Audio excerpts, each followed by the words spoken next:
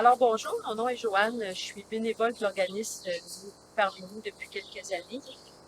Aujourd'hui, je vais vous expliquer comment installer une cage trap. C'est sûr qu'avant de penser à installer la cage trap, il faut s'assurer que l'animal appartient à personne. Donc, vous allez avoir suivi les étapes que vous allez avoir vues sur le formulaire que vous a remis avec la cage. Donc, c'est important de penser que l'animal n'est pas habitué de voir une cage dans son environnement. Donc, ce qu'il faut faire, c'est installer la cage une ou deux journées sans qu'elle soit enclenchée pour que l'animal vienne faire un tour puis qu'il voit que c'est pas dangereux.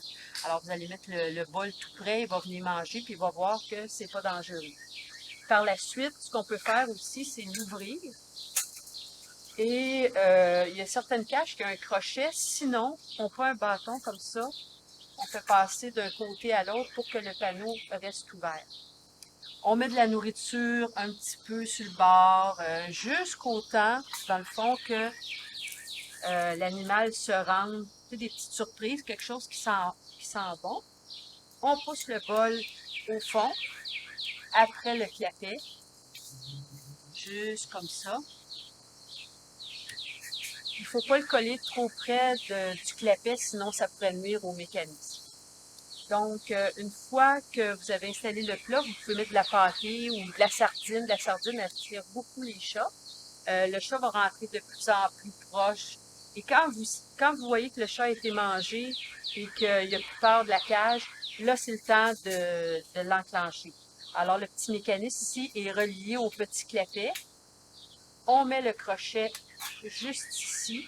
On va prendre une prise plus proche tout à l'heure pour que vous puissiez voir comment ça fonctionne de proche.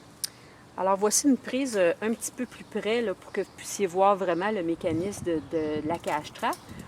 On soulève ça ici. On lève le panneau. Avec ça ici sur le côté, on doit entrer le bout du crochet en dessous de la petite bande de métal. Avant de quitter, on peut vérifier par contre juste s'il fonctionne bien.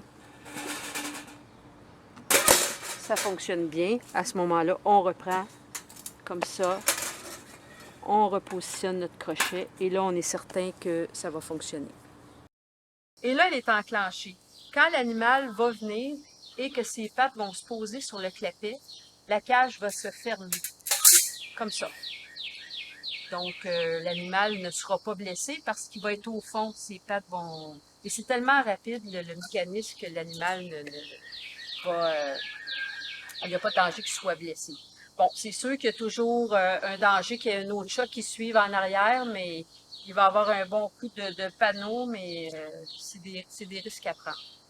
Donc voilà, une fois que l'animal est capturé, c'est toujours bon de mettre une couverture sur la cage pour pas que le chat se démène et qu'il se blesse.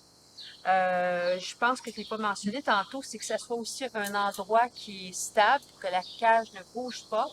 Et aussi de ne pas la mettre au gros soleil. Fait que si vous êtes parti durant la journée et que le chat est capturé pendant votre absence, ben au moins, il ne sera pas au gros soleil et ça pourrait être dangereux pour sa santé. Donc voilà, si vous avez des difficultés, vous pouvez communiquer avec nous, avec le responsable des captures, puis on pourra vous donner des trucs tout au long du processus dans le pire des cas. Merci!